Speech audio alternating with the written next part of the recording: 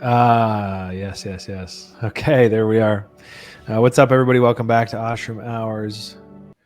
And music's off. Good to go. How are you? I'm doing well. A cloud break just happened here. We just had massive flooding in Texas, and it looks like the weather's coming back saw for that. round 2 as of 3 minutes ago. Something just erupted. I Actually, feel like I should have reached out and checked if you're okay. Did that? Did that? Oh, Sid's house is floating away. Did that affect you at all? I assumed it was like another part of Texas because you never mentioned it. I flooded a little bit. Things got kind of wet on the inside. Really? Yeah, it was a full-on Oh. natural disaster here. Yeah, I saw certain clips. Nothing catastrophic for me. It really did cast quite a pale over the region with all the catastrophe that happened. Okay. Hey, guys, we're going to shut down the spaces. There's some kind of issue with the audio. We're going to stay live on the broadcast. Just an FYI, if you're on spaces, apologies. Just shift over to the broadcast and you can take a look at our lovely mugs. Something to do with the back end. So we should be a lot cleaner now coming in on the broadcast. We are still live? Yeah, we're still live. We were broadcasting and on spaces. We're just shutting down the one half, the audio only half. It was causing some issues. Apparently. Okay. Yeah, we're good. Things are all right. So natural disasters in Texas. Yeah. That's wild. Sometimes we get big weather down here. That's one thing we don't get here. We just get consistent, cold, awful winter. Good old, reliable, frozen ground, but no tornadoes, no hurricanes. I think there was a hurricane in 1952, but probably wasn't so bad. Not a Caribbean type one. Everywhere I've lived, decent trade-off. It's always been natural disasters. I have a knack for picking those places. I used to live in Tornado Alley in the Midwest, and no exaggeration, every year a tree would fall on my house. I guess they keep growing back, but that would just be part of the season. I got to be pretty good with a chainsaw. I watched Twisters with the wife a few months ago, and I can't imagine living in a place like that. It's like, oh, look, the sky is sucking things up into the air and then dropping them on their head again. We should rebuild here. Have you ever been around a tornado before? No, just movies. Sounds horrible. It's a phenomenon kind of like, let me ask you another question. Have you seen a solar eclipse? Yep, not directly, but I've been around. It's this feeling like the environment is sick. One of the strange things about tornadoes is that you get this premonition. You can feel that the whole ecosystem has this dread around it. The sky gets green and sickly. I have seen that. I've seen the pre. Yeah. We just didn't have a tornado, but there was warnings. Yeah, that's weird. They're creepy. Yeah, that's super weird.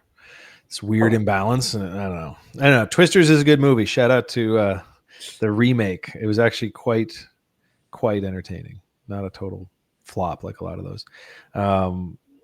For those of you who are joining us on Twitter, welcome. For those of you who are checking in with us, are we on YouTube? I don't know if we're on YouTube. I'm not the producer anymore, so I have the benefit of not having to know that. But our YouTube is getting fired up. Actually, we just added our team into our new YouTube, so that should be getting populated soon, which I'm excited about. And a lot going on this week, as per usual. Bitcoin might break out today, by the way. It's not a prediction. I'm just, happen to be watching it because it's part. This is not financial advice. No, just like I don't know. It might, but if it does break out live, we're gonna pull it up and talk about it. I actually had a really interesting call with some fairly interesting old friends, characters from 2021 days where we had a good group back then. We had a big warm and fuzzy reunion this morning for half an hour talking about Bitcoin treasury companies. And that is the hot sauce right now. People are banging out 5, 10, 100Xs in size with financial TradFi money. So anyways, there was a lot of buzz in some circles. I don't know much about it. Obviously, I got my head down over here, but it was interesting. And the takeaway, I guess, if anything from the call was like, damn, like if the new meta is to create a company purely for the purposes of accumulating Bitcoin and then, you know, your Bitcoin per share, it's still crazy to me that we're sitting at 109, 110, you know, living there. I wouldn't say crazy. It's mildly surprising. Somebody asked me the other day, you know, my chiropractor actually, he's like, is this a good time to buy? And I was like, well, I'm not going to tell you what to do with your money, but I'd be very uncomfortable if I didn't own any. Let's just put it that way. So that is as far as I would wade into that conversation with him. You know, I have this feeling that summer is usually pretty awful and don't expect any new excitement and highs, but there is something cooking. Is there some news recently, or do you just read the chart like tea leaves? I'm a chart guy typically. TA was my, you know, it's kind of, how do you quantify a trade if you don't use TA, right? That's how I was taught anyways. You know, like if you have criteria for getting in and then you have criteria for when you're wrong and criteria for when you're right, like you can have a take profit stop loss.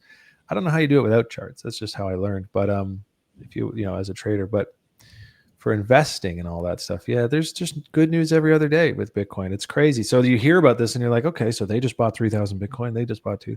Like, okay, so what gives? And I think there's just a fat old mental barrier here at 100K.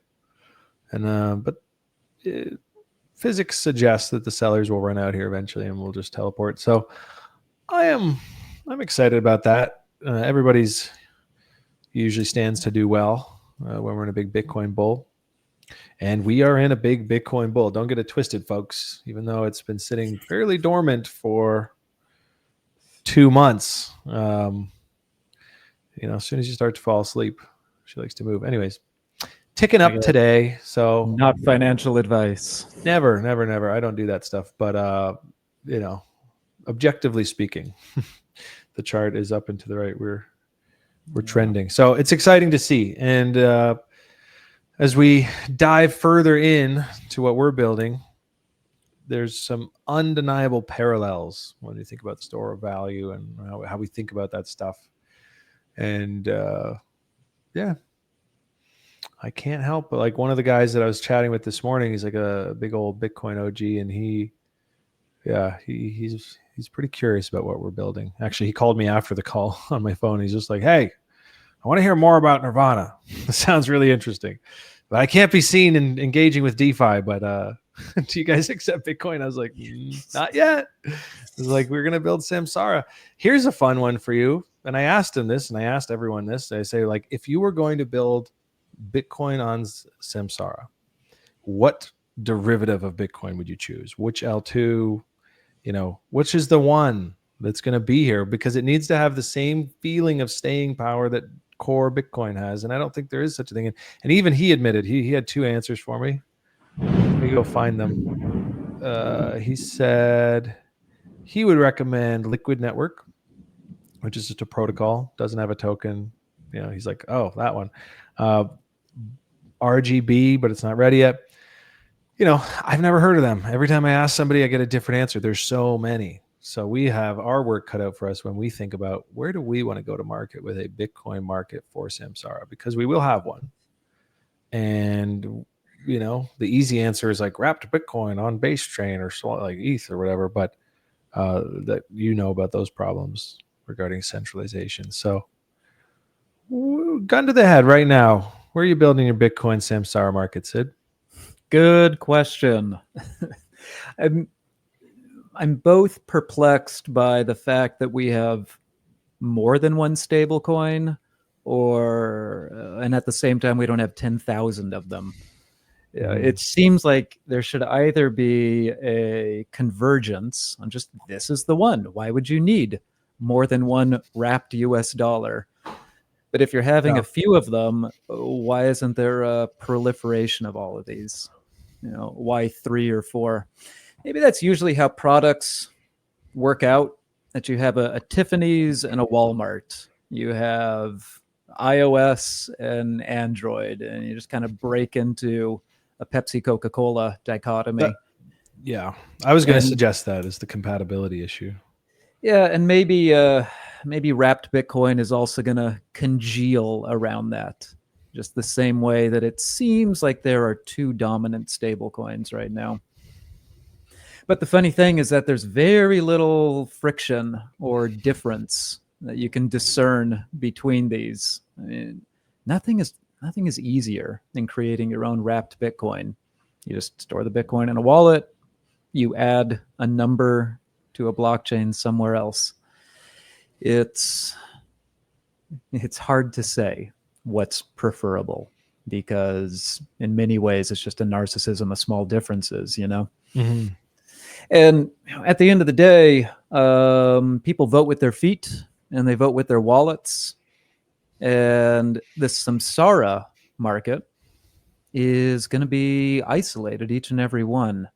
So if you have 5, 10, 1,000 different wrapped Bitcoins and 5, 10, 1,000 different Samsara markets, each one will most likely have the same price, the same value with them, unless the invisible hand is guiding consensus around one particular flavor of wrapped Bitcoin than another. How many Bitcoin ETFs are there, by the way? I mean, there must be at least dozens. Yeah, there's a couple dozen. I mean, interestingly enough, for how ass backwards Canada is with our policy, we were actually first to the trough on the Bitcoin ETF. I feel like Bay Street in Toronto is like Wall Street North. You know, it's like where they test out products that maybe can't pass the buck or can't pass the test. But we've got a Bitcoin ETF here. Had it first, but nobody cared. And then, BlackRock obviously set off things. And there's a couple in Europe that I know about, but there's probably at least 12 to 24, and there might be 50. I mean, who knows how many little tiny ones there are, but they're not exciting anymore. I mean, the exciting piece is these treasury companies. That's the buzz. That's what I'm hearing about. When I hear things, it's like, let's raise money. I believe mostly they're raising in Bitcoin, and then they're just finding ways to rub those Bitcoins together and make more, add Bitcoin per share. And I got a crash course today on it, issuing shares here, issuing debt there, kind of an elastic supply scheme. And it's just an absolute bonanza right now. Everyone is like, how can I get into these things? I'm hearing stories of guys putting in $1 million and 100xing it fairly liquid. Like it's wild. And, Nvidia smashing $4 trillion. Was it 4 trillion? Perhaps. I think it was. That wouldn't surprise me. I don't know. I don't want to misquote. That's a pretty big number. But somebody's like, "Oh my God, Nvidia just cracked 4. Is it 4 trillion?" Anyways, I gotta look that up. Is only 33% more than 3 trillion. Yeah, it is. It's touched 4 trillion today. So I mean, money is flowing right now. It's a very exciting, time to be in risk, I think. And it's taking different forms. Alts, for most people listening, if you've been trading and rotating and playing the altcoin game, good luck, have fun. It's been tough. As soon as something becomes exciting and you hear about it, it's usually pretty close to the end. There's not been much sustained excitement in any particular sector of altcoins. And that horizontal dilution is haunting us.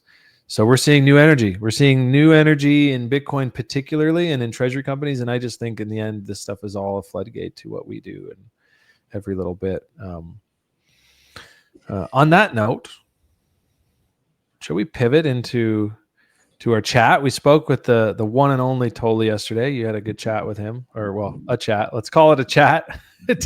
Was it a pitch? Was it a chat? It was a bit of a sparring match. It's just like throwing yourself against a brick wall. But we had quite a bit of active discussion in the community in the wake of that. Some good, some bad, as usual. Take the good and the bad. What are your feelings coming out of that? Your honest thoughts and feels? Well, passion is good. If you're ruffling someone's feathers, you're touching a nerve, and a nerve that's a little raw and needs touching. Yeah, it was, honestly, it was a swing and a miss on my part. I've done quite a few pitches to big mixed audiences and big public spaces. Usually it's on stage where you're trying to cast a really wide net and talk to people, who come at it from all walks of life.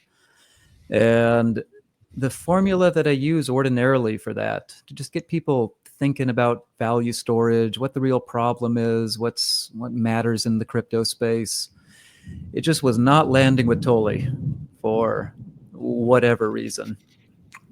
Yeah, And that's on me. What I anticipated was, this is a charity auction. It's just a fun platform. Fun is in the name of the host. That the attitude was just going to be, hi, I'm the CEO of the blockchain that you're using. Thanks for using Solana. That's a cool project. How can I help? But that was not the attitude that he brought to it. And so I came in with the wrong style to talk to him. Yeah. And hindsight's 2020. Now that you've had some time to digest, what different approach would you take? Yeah, there are basically two ways to introduce nirvana. Are you leaking? Is there something leaking on your ceiling? There is something leaking. Actually, I'm moving away from it right now. Oh, yeah. I was just being a smart ass. I made a flood joke, but it actually is. I'm actually having water fall on me right now. I had a roofer over yesterday. Jesus. Part of this storm was I lived in Tornado Alley, but I also live in Texas. A tree fell on my house. I'm just a magnet for falling trees. A tree fell on my house also recently and blew a hole in my roof. Oh, jeez. Now the water is coming through a light fixture in my ceiling right now. My tar and tarp did not do the job. Anyway, there are two ways to talk about nirvana, and both of them have a risk of people throwing up their defenses. I know you've ran into this. Is when you open with, look, this has a guaranteed floor price. People are like, whoa, what? I have been in crypto long enough. My bullshit detector is firing. And then the conversation shuts down, and you're going to spend the next 20 minutes of saying, oh, let me pull out my slide ruler and my equations. And I know you're thinking this is like those other projects before, but this is totally different. And yet, sometimes that's the best way to go about it, which is to say, these are the features. Haven't you noticed that leverage gets liquidated, and you can get cascading liquidations that destabilize markets? Well, Nirvana doesn't have that. Haven't you noticed that tokens are funded through dumping on retail exit liquidity? Well, Nirvana sustains itself through real yield because it's market making, it's lending credit, it's things like that. Governance gets taken over, or it becomes unproductive. Not so with Nirvana. On and on and on. You can talk about features, and certain audiences will respond to that. Audiences that know what's going on in decentralized finance and can understand what this is. Sometimes when I'm talking to a general audience, or if I'm talking to just someone at a mixer or a bar, where to begin? It's that, hey, assets out there tend to be propped up by systems in financial institutions that we have no visibility into. What goes on back in that room, how markets get made, how prices get set, where liquidity comes from, it's a mystery even to people who work at these institutions. And if you think that some things are grifts or scams, there's a high likelihood that your nose is not wrong about this. And this is a problem that especially affects the crypto space. I mean, ask 9 out of 10 people what they think about it, and they'll say, isn't it kind of scammy? Aren't people just taking advantage of each other? Isn't it that the big fish are just eating the little ones? And that reputation is deserved, because that is the reality. I'm thinking about this a lot on the precipice of the Pump Fun ICO. Get your popcorn. I hope people don't get harmed. 4 bill Val. That's going to be an interesting one to see how it holds up. But you know what? I had my thoughts about Hyperliquid, and that thing airdropped at what, 3 billion, and then never dipped below it. So it's anyone's guess. There's a ton of revenue being printed over there, so I wouldn't expect it to dump as hard as maybe the naysayers think. Me personally, not really my style right now of investing and trading to be aping into public sales like that at 4 bill, but Godspeed. There's a ton of cake over there. Let's see. The point is that no one knows what's going to happen. There's no visibility. Sometimes you get a nice Hyperliquid chart. Sometimes you get a nice Tesla chart. And you could come up with probably 5 examples for every one of a highly touted ICO. Or airdrop. Or airdrop that launches space and just goes down 80% and never gets back up. There are really in either case. And the problem is systemic. The problem is that there are no floors, there are no guarantees, there is no transparency into how the markets work until now. So that's the other way to communicate nirvana on a more emotional or intuitive level to people.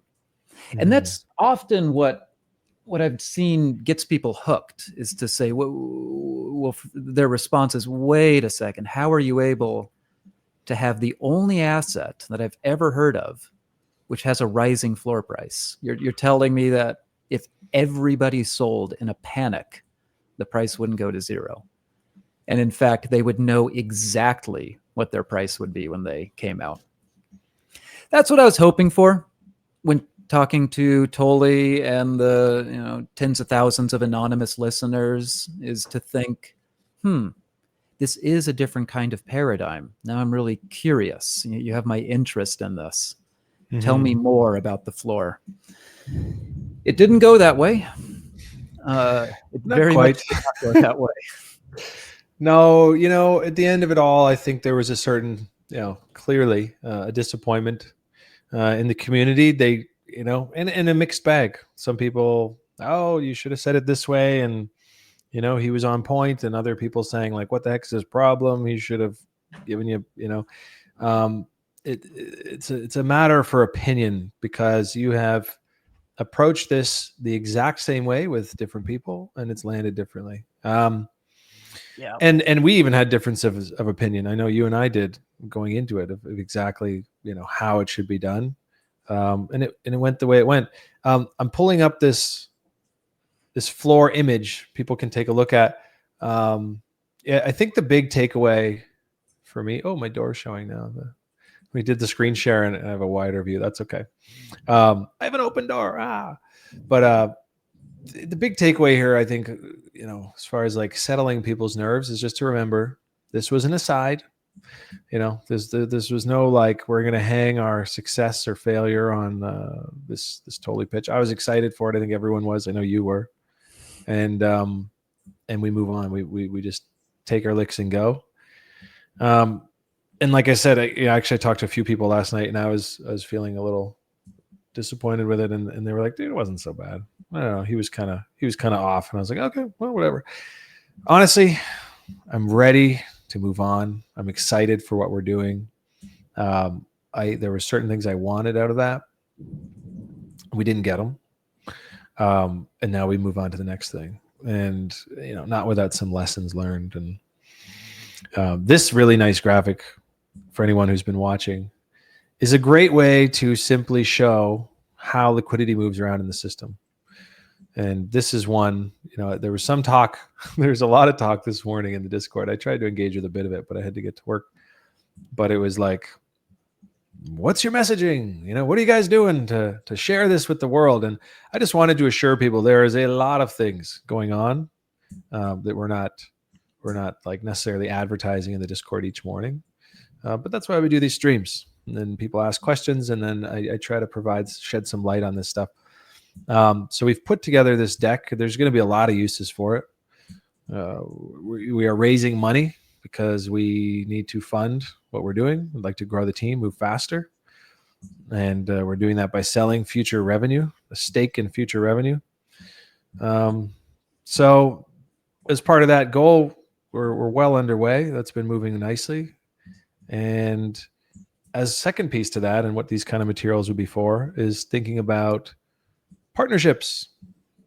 Partnerships. Who do we want to go to market with? We could spin up 1 million Samsara markets for every token, but we want to go to market with projects. We want them to talk about us, to, we're going to make a lot of noise. So in this example, we use Bonk, just as an example here, as an introduction for a visual of any altcoin. Nice, noticeable yellow.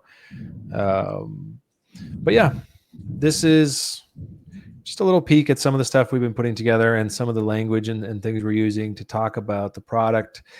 I have this feeling, one of my favorite things in crypto and just in life, in the universe, how things move, is you get this kind of gradually and then suddenly effect. And I've seen it happen with so many projects, so many ideas. You could argue that it happened with Bitcoin and crypto as a whole, right? Where it was like 2011 to 2016 was very gradual. There was some rips and dips, but there wasn't a lot of penetration into the mainstream media until 2017, which is when I joined. And, we had our big, what was it? The CME futures launch into December 2017. And it was like, wow, never going to go down again. And it just peaked. And then it's like blink and it's a couple years later. And all of a sudden, all everyone can talk about is like how to fit some more Bitcoin per share into their treasury. And you've got Saylor on every major broadcast place and billionaires talking about it. And so it's all very sudden. And if you blink, you're like, holy shit, it's happening. Like, it has been happening, but it's like you almost didn't notice it. All that to say, I think, or at least my vision and my thoughts on this as we build out the brand and the product and we just keep, educating on this stuff, is that there's just going to be a moment. There's going to be a moment where it just clicks and we hit a certain threshold of understanding where people go, oh, 2 price lines on a chart, like a floor. This sounds very interesting. Tax efficiencies, floor goes up, I can borrow more. Floor goes up, I can borrow more. Floor goes up, I can borrow more. And I'm not paying tax on any of those gains. It's like, it's the most crypto thing that I've ever come into with regards to like alignment with certain ethos, where it's free, open, decentralized finance type stuff. And then there's like, it's not tax, it's not, you're not evading anything. It's just, this is how the tax laws were written. Buy, borrow, die. Billionaires have been doing it since 1930. Now everyone can do it. We've got the tech for it. Walk us through that, Professor RT. What do you mean it's tax-free income? Well, buy, borrow, and die. And I'm not a tax advisor, and I would not take this as tax advice. But I have spoken to my tax advisor, and I did do some light research with regards to this on certain AI platforms. And again, so not advice. I don't want anyone to just like roll into this without an accountant and get yourself in trouble. I do my taxes. I spend a lot of money with my accountants getting everything right. So that's my advice to people. Do that. You're speaking as a Canadian. Yeah. If you're in Dubai, you wouldn't even need to worry about this, right? Yeah. Yeah. Under 900K, there's no tax. So look, when you borrow something, you have debt. So on your balance sheet, you have that cash. Yeah, look, I got this cash, but you also have a debt, and that just balances the equation on your balance sheet. I won't get into how it works because I don't know, because I'm not an accountant. But bottom line is, debt is not taxable. Typically, check with your financial advisor. But you know what I mean? Like, it's just not. So let's play this example out. And the reason I'm going to talk about this, and I've tweeted about this before, well before I joined the team, but the person who introduced me to Nirvana years ago, 2022, 2021, he uses this strategy, which is essentially to just go out and do his thing in crypto. And when he makes some money, he brings it back in and he buys on it with it. And he stakes it and he borrows the most against it he can. And he takes that USDC and he goes and continues doing what he's doing. And each time the floor goes up, he borrows more. And each time he makes some money, he puts in more and borrows up. And it's just like this piggy bank effect. And his idea and his plan and his vision for this strategy is that over time, as the lore grows and spreads, and as the people start to realize, like, oh, this is a thing that we can do. Like, this is a fantastic tool. Access liquidity against your asset, prints yield, negative interest rate, like it's insane, can't be liquidated. I mean, when that spreads, and once we get this floor sizzle going, and there's just like little trickles up of floor action at all times, eventually, if the floor price passes his entry price, everything else he continues to borrow in perpetuity is tax-free. There, I said it. And that's a pretty crazy deal. And when I say buy, borrow, die, what I'm referring to is like a billionaire's ability to borrow against their assets, to not really pay tax because they have all these things. And instead of selling those things and in triggering taxable events, they simply borrow value against those things and live off of that money. It's a pretty nifty trick, and it's legal. And everyone who's extremely rich does it. They don't pay a whole lot of taxes, and it's not something typically that's been available to everybody else. This protocol has it baked in. You can borrow against your Bitcoin without selling it somewhere else. I'm sure there's probably a lot of borrow lends out there, but you pay interest on that borrow, and if the price of Bitcoin drops a certain amount, you will be liquidated. So this is not reinventing the buy, borrow, and die. It's optimizing it. I already know quite a few people who do not sell their Bitcoin. They just borrow against it. And that's fine. But it's hard to say buy, borrow, and die when you're paying to exist, right? That interest will add up. I think the negative interest rate, literally repaying itself over time with protocol activity, is a crazy, crazy addition to the concept or innovation to the strategy. And that is probably, when we go back to talking yesterday and some of the messaging, and people are saying like, how do you guys go out in the world? How are we going to go out in the world and talk about this product? To me, that's the one that hits the hardest. Everybody likes to bitch and moan about the tax man, and everyone likes to bitch and moan about this. There's a very libertarian feeling in crypto. And this natively bakes in a negative interest rate liquidation-free lend that would make gains in perpetuity tax-free. If there is demand, that is the big question mark. This does not work. Nobody's magic here. This model works if people use it, if people buy into it, if there's interest and activity. If nothing ever happened again, the floor will not rise. Nobody here is blowing smoke. But that is the same truth for any product you build, right? So that's what fires me up. And then the big question is like, okay, so like, how do we get that engine churning? The second piece is like, you need to have the product, but then we need exogenous yield, right? And actually, Toly touched on this yesterday, talking about like, unless you have revenue, and you're not going to get enough revenue from a single asset, buy, sell, borrow. And I think purely from like a brass tacks perspective, he is correct. But that was not the point you were trying to make. Like you said, this is not some mobile app where you're going out there with this fun product and trying to drum up, revenues. Like, we're building something. There's a deeper meaning to this. It's about redefining value in markets. But to his credit, he's absolutely right. If you try to base an entire business model just on a buy, sell, borrow fee, like, you're going to fall short of like massive revenues. And that's a big part of why you've been pushing Samsara as far as like on the dev front, because it takes this fantastic design and it spreads it to all these other tokens. So in this example, you could see if I had some bonk and I wanted to go and buy Zen bonk, I would do that. And that's these bonk tokens coming into the MDM. And the latest one cost one more than the last one. And then that Zen bonk goes back to someone's wallet. That's what this is illustrating. And when enough bonk enters that protocol, the protocol reallocates the liquidity into a floor region.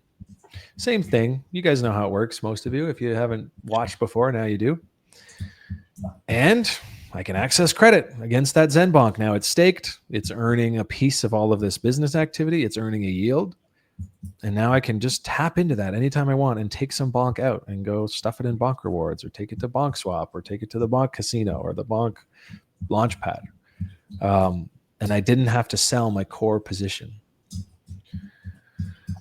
Now, I don't know where the tax thing goes with the bonk stuff. I feel like, I mean, it's still a borrow. You're borrowing bonk. That is a debt. That is tax-free. Now, if I sell that bonk to USDC, is that taxable? I don't know. I honestly don't know that leap of it. I was going to go check in with my accountant because I want to know how, again, I'm not here to give tax advice, but as a product, if this does create tax efficiencies, it's something we should talk about. Always with that disclaimer of like, I don't know where you live and I don't know your situation, so go figure it out. But like, if we're creating tooling for such efficiencies, we should know. So when it comes to this, I do want to check on that. If I sell my borrowed bonk, is that taxable, or it's like you're selling debt? I don't know. These are all the things I know. This is where I end. But anyways, yeah, that's to me, that's the most compelling piece here. And that's what I talk about when I chat with people. At least it's the thing I focus on, because I think it's super attractive as somebody who has done decently well in crypto and paid a fuckload of tax. Yeah, you hit the nail on the head.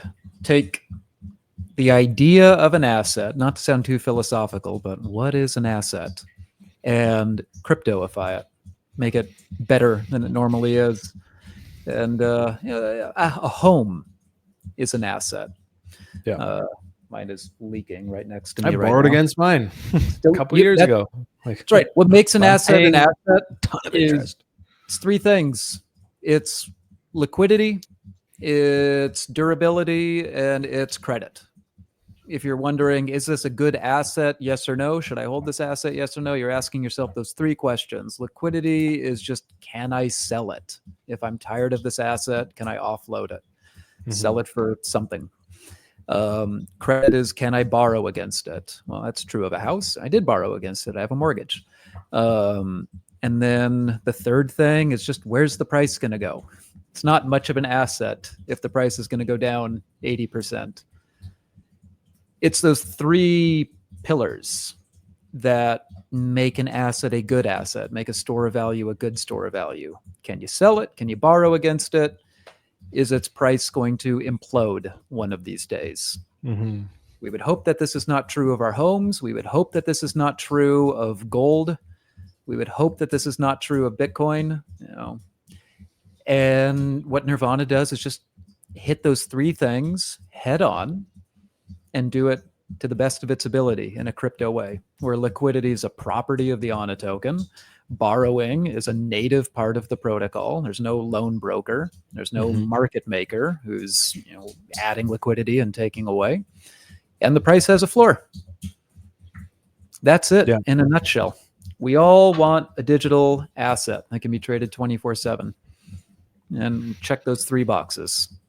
Yeah, and there's a lot of those, and there's many assets out there that satisfy one or two of those things, or one or the other. But I really liked your term, the grand unification. Right, it's all rolled into one. And if we can take this concept, which is what we're doing, and we can wrap it around any other asset that exists on chain, then we get a powerful marketing engine from the perspective of like, here are armies of token holders that have vanilla tokens that don't do anything, that can suddenly still maintain their one-to-one upside exposure, but also enjoy some yield and credit and liquidation free lending, blah, blah, blah.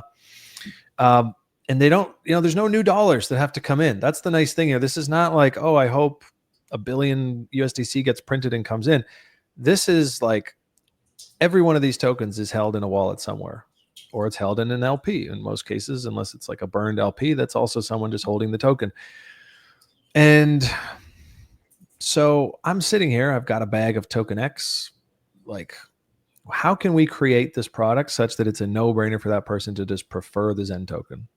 Like, would you like this token, or would you like this one that is that token plus yield, and you can borrow against it without an interest rate? Like, I think that's a no-brainer, but we need to get it over the line, and a lot of that is positioning in the market with regards to our voice and our messaging, and we need that spark. And so our job right now, as I see it, and what I've been working on day in and day out, is like putting those pieces in place to have that spark, and working out the language here. So when we talk to projects, it's a no-brainer for them to be like, oh yeah, no, we would totally love to go to market with you on that, and we would love to, promote it and co-tweet it, because it's also a sponge for their token, off the market. Even if someone max borrowed and sold it, they're still a net positive, on their token demand.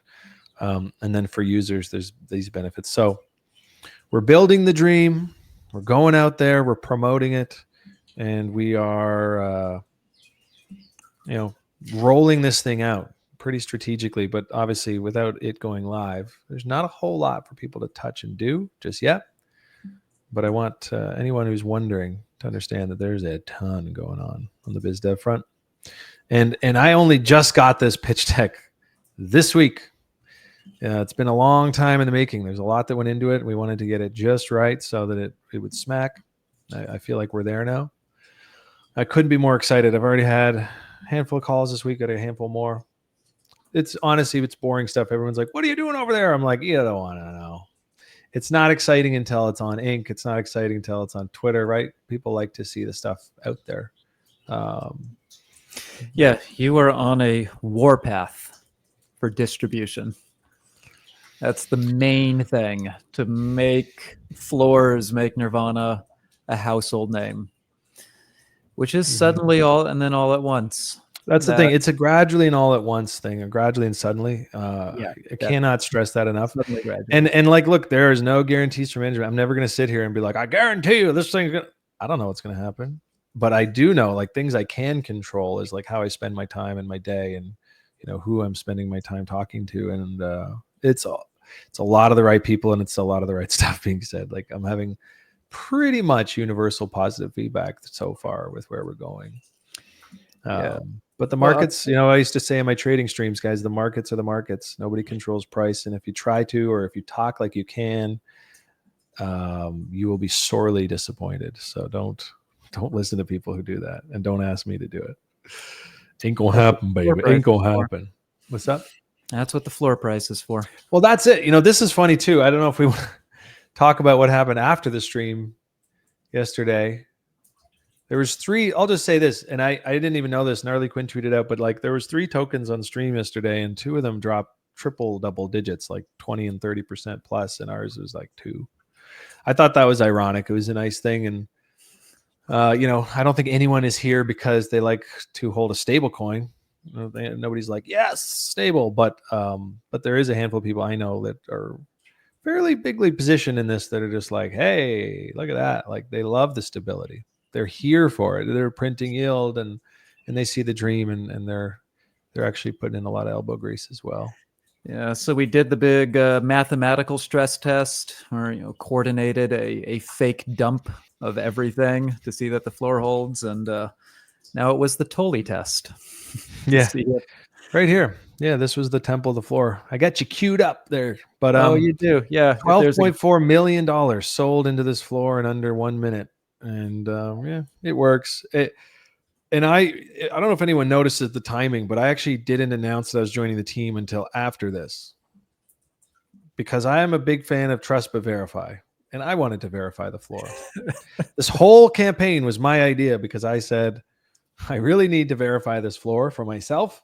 I want everyone to see it, and you invited me to join the team, and I was like, okay.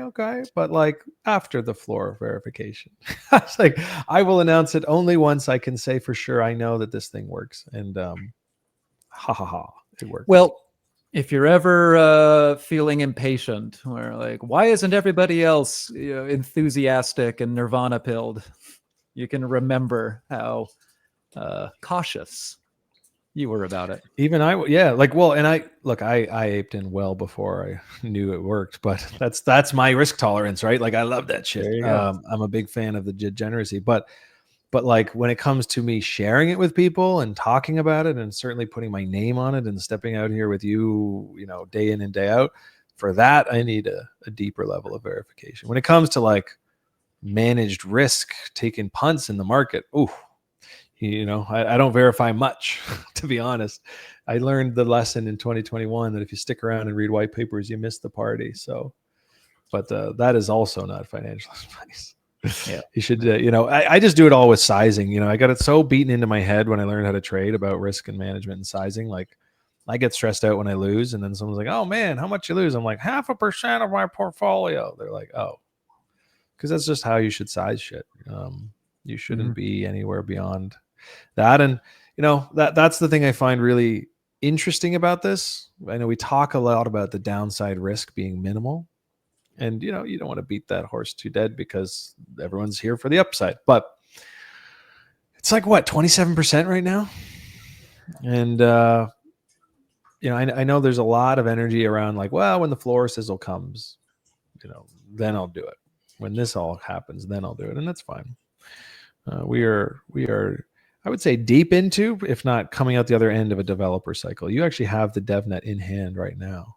I don't suppose you would pull it up for us. Just got one of the first audits back, I guess. Preliminary report, and all they found so far was maybe the square root function might panic if it's trying to find the square root of 1 times 10 to the negative 18. Anyway, the audit's looking good. So you're telling me the floor's good? What? Please explain. Yeah. Oh, yeah. No, that was. Please describe this, Steve. That was my way of saying everything's looking good. Yeah. Everything's looking good. Who do you have auditing it? I know there was a question I'd love to know too. I forget, you told me, but you have different auditors for different purposes. It's fairly well thought out. Maybe speak to that a little. I know people are curious. Well, yeah. There are different people have different specialties. There's a lot of mathematics involved with this. Some people specialize in that. There are Solana-isms that have nothing to do with math. Some auditors specialize in that. It's all part of this balanced breakfast. Having been in this space for a while, have a feel for who would excel at what aspect of a program. Software is always multi-layered. As a user, you look at an application, you think that's an app. It's a monolith. It's a solid piece of granite. But there are many, many, many subcomponents that go into it. And different people have different life experiences and excel at different things. Where this is going with Samsara is eventually there will be a Samsara market for each and every token out there. An automated system, something to the effect of, for everything that appears on Radium, if there's at least a 2% depth to these markets of $20,000, $50,000, create a Samsara market. That's a lift from an engineering point of view. It'll take some time to get to that automated, everything becomes a Samsara market. But it's not a lift financially or operationally because these markets just bootstrap themselves. You don't have a cold start problem with liquidity. So I wanted to close out this point about the roadmap with this and the partnerships that you're cooking up, that in the beginning, there's only going to be a handful of these because this is the debut of Samsara. And we want to have really strong partnerships, really strong ambassador programs, really, really noisy users, and just make it festive, make it fun to have a Samsara market for a fat cap asset, a meme coin, etc. It can really be a party. And where it goes to eventually is tens, if not hundreds of thousands of these for this and that. Now that stocks have showed up, another pillar of this is working in all of the jurisdictional rules to set the table for something like. Good luck with that, dude. Yeah, I do. Tokenized S&P 500. Imagine creating a massive reserve out of that. Who knows what's going to take off?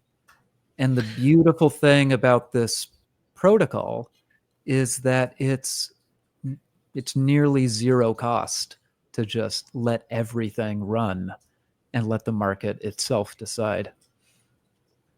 Yeah. Well, there's a variety of things you can put under the hood with this. JLP is one that always comes to mind when we have this discussion. It has a great yield. It's basically got Bitcoin, ETH, and Sol and some others under the hood. I think it's just that actually in stables, like a GLP, but JLP. Yeah, And it's a very curated index fund. yeah, and I don't hold any, but I'm pretty sure it's yielding in the multiple double digits.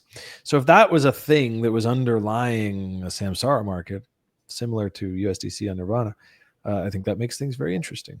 And all this kind of tooling, like this whole model to me, I always think like, what if the base had a yield on top of all the yield that we have?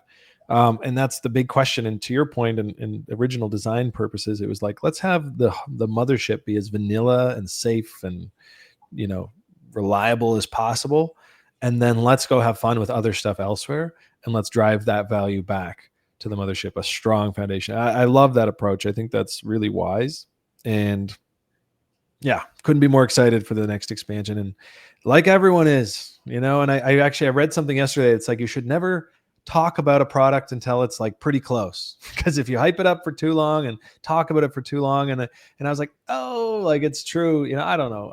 I'm not a dev, so I don't know how long these things take. I don't think it's the end of the world, but I thought about that in respect to what we're doing. And I would just say to people, like, you've just, there's no, if Samsara did not exist and it wasn't coming, I still think, I would still work with you. I'd still be here. I would still be out there growing this thing and talking about this thing and promoting this thing. I think it's a better way to run a market. I think the asset is fantastic. Anna, that is Anna. There's this feeling of like, oh, when Samsara, without Samsara, it's nothing. And I get that. And there's a sentiment about that because that's coming. Why would you buy now? If that wasn't coming, I still think this would be a fantastic asset. I still think there's a lot to chew on there and a lot to cook with. And I won't pretend, people like to say, oh, it's this, it's that. I don't pretend to know what's going on with markets. Somebody's like, oh, this person's exiting. I'm like, maybe they got a hospital bill. Maybe they saw this coin moving and they want to buy it. I actually know for a fact 2 decently sized wallets that have been unloading a little bit this week. And they're just like, yeah, I'm chasing this other coin. This thing's going crazy.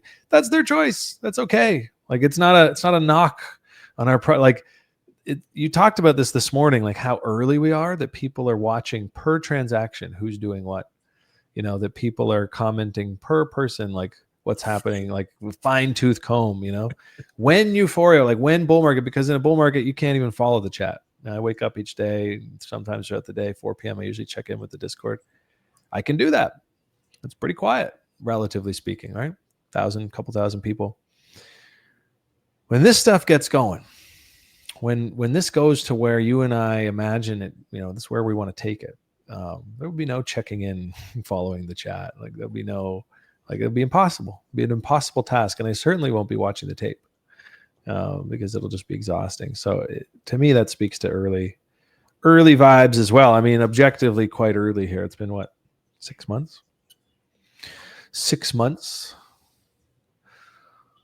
So anyways, all that to say, while I feel the stress of people talking and I hear the complaints, and we addressed a lot of those yesterday after the show, I don't wake up in the morning and get really stressed out about what we're doing and where we're headed.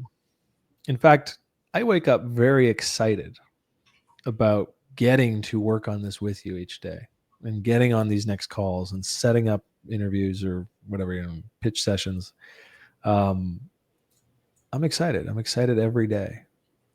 And this Bitcoin OG I spoke to this morning said it interestingly to me too.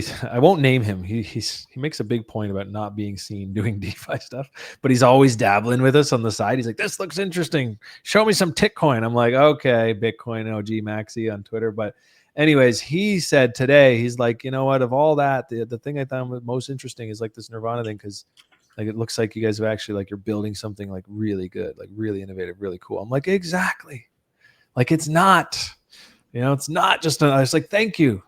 I almost dropped his name there, but like, it's different. It's different. It gives me warm and fuzzies. So anyways, I'm fired up if you can't tell. Checking the Twitter or checking the Discord here. Do you have any thoughts? I think we'll wrap soon. God, I'm fired up. I'm buzzing, dude. I'm just like a mile a minute right now. Just V1. Just want to give a hearty amen to that. I've led a lot of software development projects in my career, and it's pretty special to have an opportunity to be able to work on something that has real meaning. I mean, most often, work does not have this kind of consequentiality that this does. There's a lot to be grateful for, to have an opportunity to work on something massive, meaningful, impactful, with brilliant, passionate people that are in it to win it.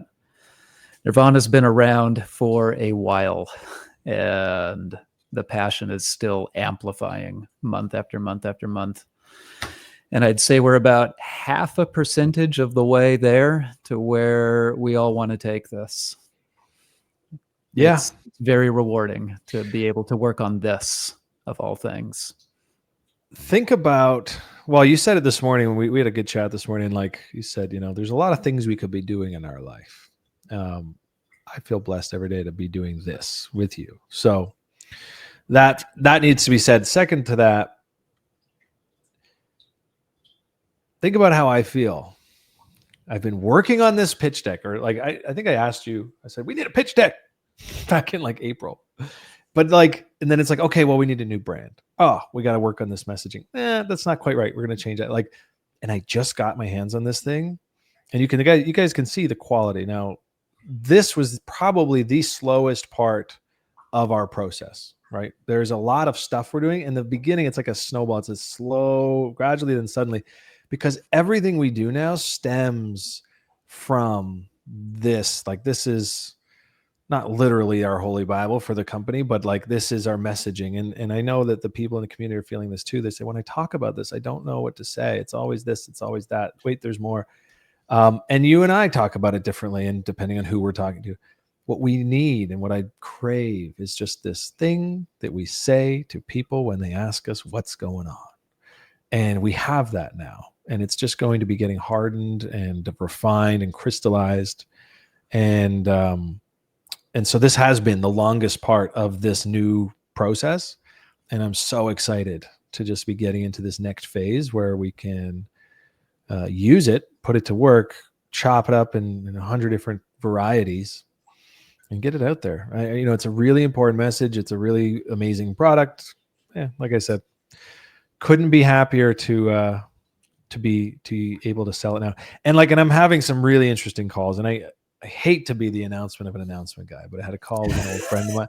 I had a call with an old friend of mine today. You all know I'm not going to name drop, because I'm not going to be that guy who's like, this person's interested. But he was very interested. And I think if he signs on with us, it's going to be magnanimous. I'm super excited about that. But we will let that take its shape as it goes. But, if I didn't know all the things I know, I'd feel some of the same things people are feeling in the Discord. I have privileged information, but I'm not going to blow smoke. Someone accused me of being secretive today. I was like, I'm not secretive. I hang out with you guys all the time and tell you everything I can, but I'm not stupid either. You don't sit here and just be like, we have a maybe partnership with, you just don't. It's just not how it goes. So I'll tell y'all everything I can as we go. I'm super excited. I probably overshare, if anything. Anyways, lots of buzz. You and me both, brother. Yeah. Hey, Foxter's in the chat saying hi. What's up, dude? Yeah, you missed us yesterday in the Discord, unfortunately. I did answer your question, I swear. Yeah. Sahan says, my call was with Satoshi. I will. Wouldn't that be? Can't confirm nor deny. Yeah, no comment. It wasn't, but it was an equally exciting. Satoshi sent us a cryptic message the other day. It was just, stay off my turf. Yeah. Totally is Satoshi. Okay. All right. I think we should cut it off. I think less is more when it comes to having fun. No, that's not true. But let's take the screen share off and wrap. It's been a good hour and 15. And ask Jeeves. Yeah. I don't know what else to say. I feel really good about my ramblings today. I said it all. Probably said too much.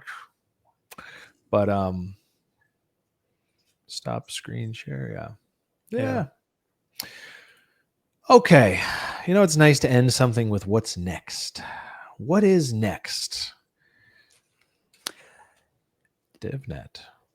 If you have a friend Yeah. in a project, get in touch. We got a pipeline with Samsara, but there's still room at the top. So people have been reaching out to me saying, "Hey, there's this team, there's this project, there's this protocol. They're pretty keen on this. Please, just let us know."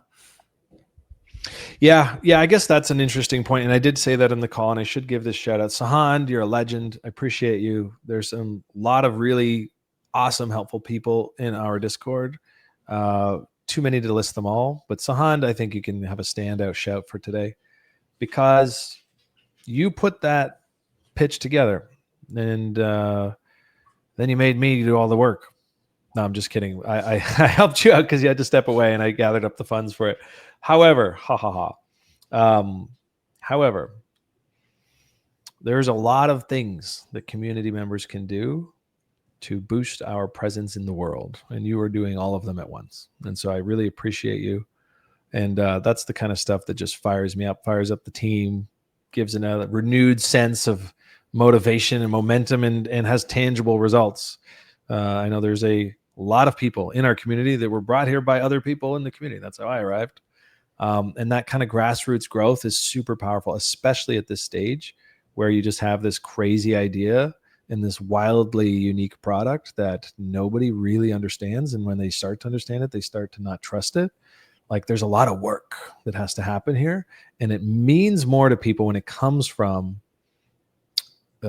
everyday person rather than, as soon as I joined the team, like it's almost I can say less now, like I've got a different set of responsibilities or accountabilities. So thank you for you doing that. And anyone else, if you're sitting around thinking, man, I'd love to get involved and be more helpful, and I just love this thing and I want it to go to more places, hit us up, ask, be humble in the Discord. Just say like, hey, I want to help. I don't know how. This pitch deck is not quite ready for public consumption, but we are going to have a lot of materials similar to it.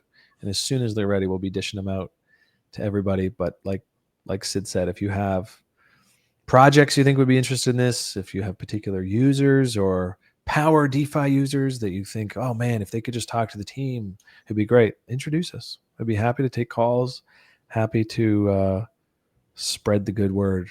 Sometimes we just need a little, well, I wouldn't say we need the extra help in the sense that like, if you guys don't do that, it's not going to happen, but it never hurts to help us direct the fire hose, for lack of a better analogy. Yeah, crypto is by temperament, it's a very decentralized kind of space where we're all here because we got the bug and we love it and we want to raise all ships. And that's why this kind of approach works. Yeah, I mean, it was Andreas Antonopoulos on Joe Rogan on a 2016 episode or 2014 episode, and I looked up in 2017. Somebody said, "Oh, you should check out Joe Rogan. He's got a cool podcast." I was like, "Okay," and I Googled best Joe Rogan episode, and because there were so many, and I didn't know where to start. And Andreas Antonopoulos' interview came up on Google. It wouldn't now, and it wouldn't even a month later, but that day it did. And I watched that episode and I got pilled and I joined the space and here I am no longer, living in a basement. You never know what's going to be the spark. There's going to be a 0 to 1 moment. I'm confident in this, not financial advice, no promises, no guarantees from management, but I'm confident there's going to be a spark, some moment that we can pinpoint where it's like, oh, that was it. Is that an introduction that I'm going to make? Is it an introduction that someone in the community is going to make? Is it some kind of public live stream that you're going to do where there's just a threshold that's met? We don't know. It's exciting. But when you have 100 different people chopping down the same tree, it's bound to fall. Or maybe, RT, you were the spark.